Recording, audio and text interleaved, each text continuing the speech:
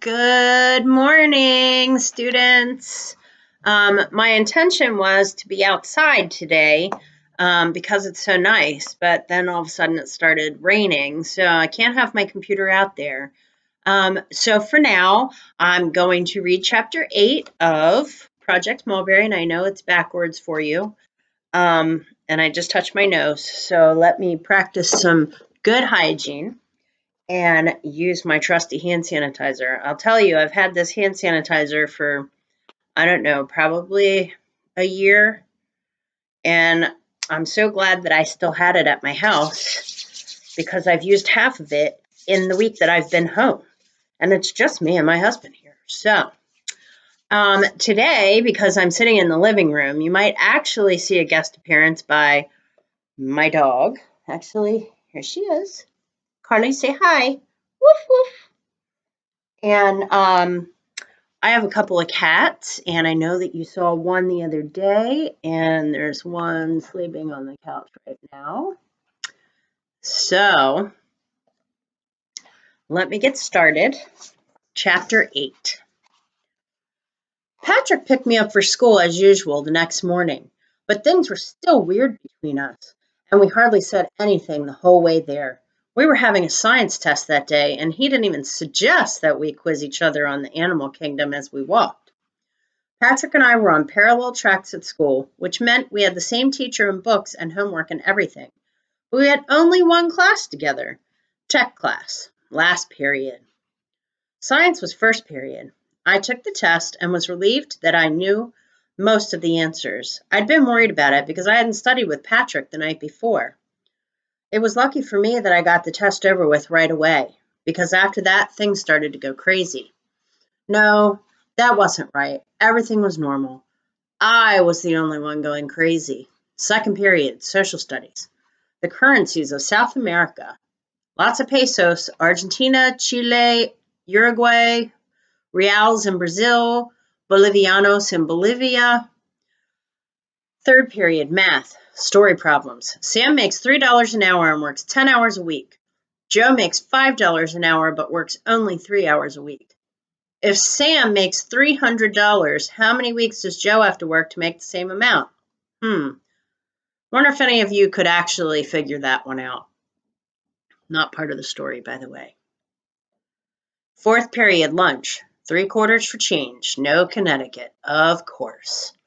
I was really starting to feel really paranoid. Everything was about money. Every period had something in it that reminded me of what I'd done to Patrick. I felt more and more guilty as the day went on. I had to keep telling myself that it was the only being fair to expect him to pay for half, that I hadn't lied to him. Thank goodness for English class. We were reading and discussing a book about a girl named Karana who gets stuck by herself in this island where she has to make everything she needs to survive. Her own little house, her own fishing stuff, her own clothes out of skins and feathers, which meant she didn't need any money. Gack! Even the classes that didn't have anything to do with money were making me think of money. By the time tech class came around, I felt almost panicky. I'd have to use money to pay for stuff for the rest of my life. Every time I thought of money, I'd be reminded of what had happened. I was going to feel guilty forever. I got to class and sat down and started clicking and typing right away so I could pretend not to notice when Patrick came into the room. We're learning to build a website, and the day's lesson was how to put an email link on your site. I got mine to work almost right away. Mrs. Moran went around helping the kids who were having trouble, so that left me free to think some more. Why did my mom have to bring up the idea of a silkworm project in the first place? Why did Patrick have to go and get so excited? Why did he just plunge right into everything and not even bother to ask me what I thought? Why couldn't it have been some other idea that got him all fired up? Why couldn't Mr. Maxwell have been the less enthusiastic about it? Why did Mr. Dixon have to have a mulberry tree? It was like a whole bunch of people were conspiring against me, and I'd been forced to come up with a plot to fight them.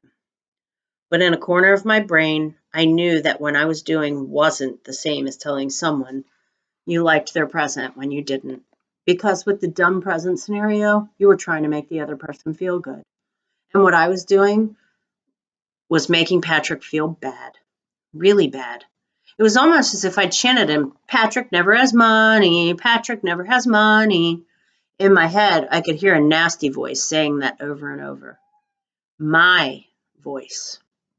I crossed my arms and pressed them over my stomach.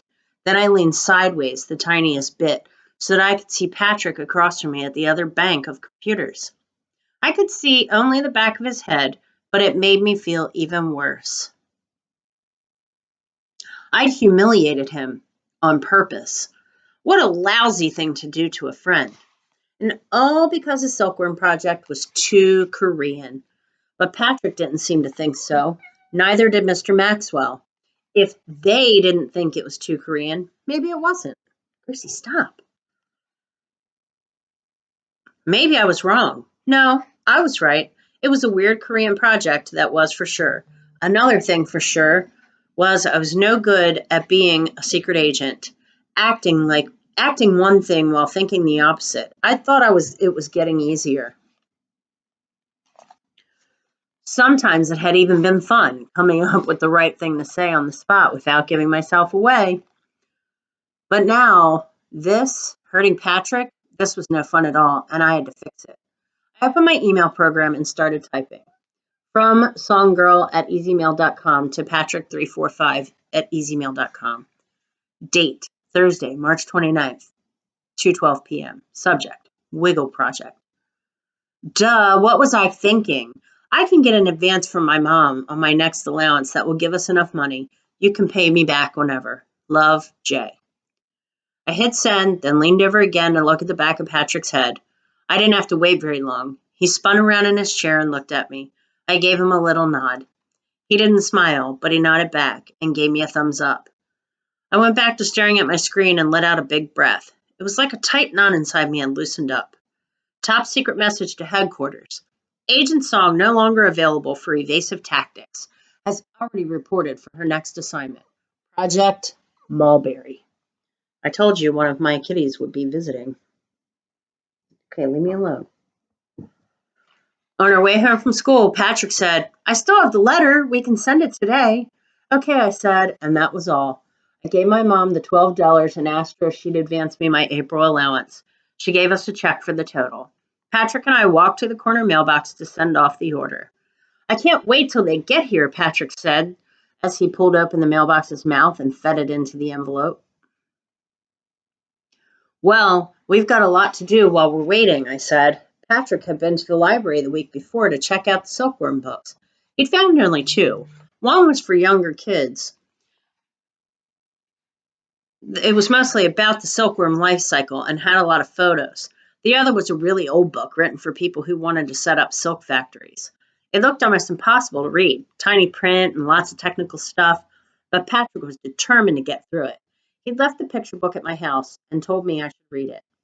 Wasn't like everything had changed all of a sudden. I still wasn't crazy about doing a silkworm project, but I'd made a decision that it was worth doing.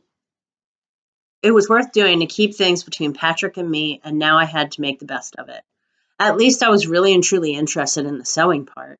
So we agreed that while we were waiting for the eggs, Patrick would do more research on silkworms, and I'd practice my embroidery. My mom taught me two more stitches, outline stitch and satin stitch. Outline stitch was exactly that. You used it to make outlines. Outline stitch was hard. It was hard to get the stitches to come out as a nice line on both sides. It looked best if you took little tiny stitches, but that was frustrating. I'd work and work for like half an hour until my neck was all cramped from being bent over. I'd end up with a line that wasn't even an inch long. Satin stitch was the most important of all the stitches because you used it to fill in the spaces, which meant that most of the stitches you put in to make a picture were satin stitches. Satin stitch was more fun in one way because you got to make bigger stitches, but it also had its bad side. I had to be sure to pull the thread through exactly right. Too tight and the fabric would bunch up underneath. Too loose and the stitch would sag. At the beginning, I'd asked my mom to check my work. She thought I was doing pretty well, but she always pointed out a little mistake. My stitches weren't exactly the same size, or I hadn't lined them up perfectly. Anyone can stick a needle in and out, she said. If you want to get really good at embroidery, it's the little things that count. because all those little things go together to make the big picture. Embroidering for me was mostly unembroidering. I'd take 5 stitches, look at my work, turn it over, and look at the other side, and I'd have to pick out the last 2 and do them over. But the funny thing was, I didn't really mind. It was weird because normally I hated having to do things over. I hated having to rewrite a homework assignment, or when I was younger and the snot-brained maelstroms trashed something I'd built, and I had to make it again. It was different with embroidery. I got so it would bug me when a stitch wasn't just right, and I was glad to take it out and fix it. When I wasn't embroidering, I was drawing little sketches. I was trying to decide what my embroidery project would be, what I would stitch once I had our very own homemade silk thread. I was in my room before bed one night sketching. My mom's embroidered flowers were so pretty. Maybe I should do flowers. I drew a flower, 5 petals on top of a stem. Boring. I tried drawing more flowers. Rose, daffodil, tulip, still boring. I went back to the 5-petal flower and drew it a few more times, making the petals different shapes. Round in one sketch, then oval, then long and skinny, then triangles. That one looked sort of like a star. I guess I was thinking about the star distracted me because then I started drawing stars. The kind where your pencil never leaves the paper.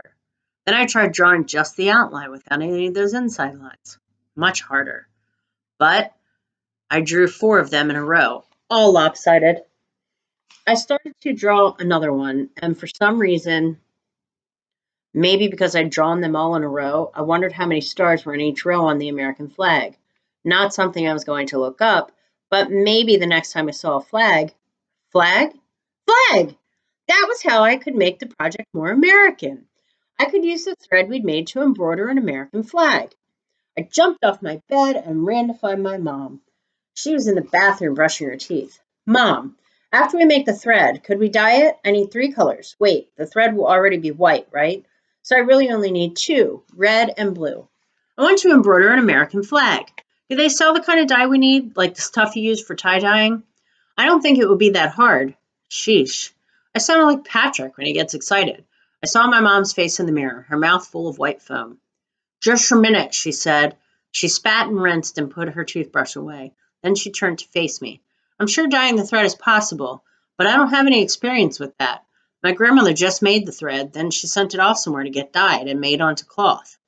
So we never did that part. Oh, I thought for a second.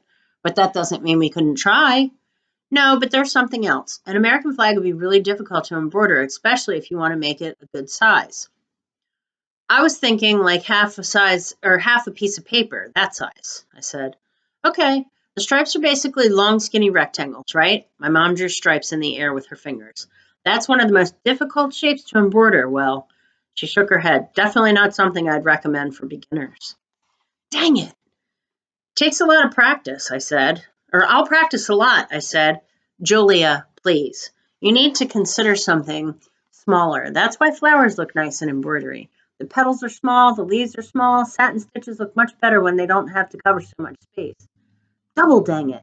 My mom picked up a sponge and started wiping down the sink. Don't worry, sweetheart. I'm sure you'll think of something clever. I went back to my room a little discouraged, but not too discouraged because I still thought I was onto something.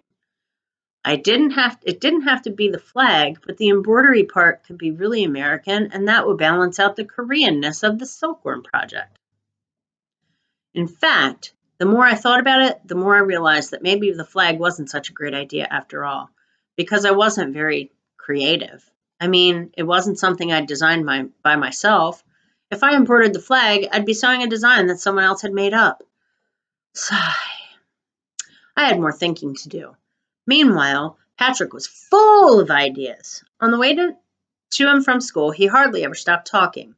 Jules, listen to this. We could borrow a video camera, and once the eggs come, we'll set up everything and film them every day for like 30 seconds or a minute or so, and then we'll have everything on tape, from the time they're tiny eggs all the way to the end.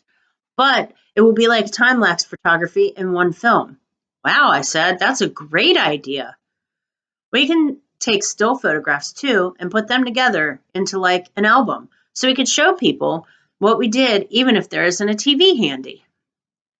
Things really started to move after that. Mr. Maxwell arranged for us to borrow one of the community center's camcorders. Patrick got permission to use his dad's regular camera. My dad moved our barbecue down to the basement so we'd have room to keep the silkworms on the back porch. He also brought up an old aquarium. He'd kept tropical fish for a hobby when he was a bachelor, which was where the worms would live. Mr. Maxwell gave us some scraps of lumber from his farm, and Patrick's parents donated an old bent window screen. I spent the next wiggle meeting making a frame out of the wood and stapling the screen in place, making a lid for the aquarium, so the worms would have plenty of air, but would not be able to escape. Mr. Dixon's phone number was pinned to my bulletin board, but Patrick said he wouldn't need it. He had the number memorized. It's 555-5088, he told me, a whole bunch of times. 55 for the number of states and eights. It's all rhymes, get it? We were ready. The only thing we needed was the eggs. Me.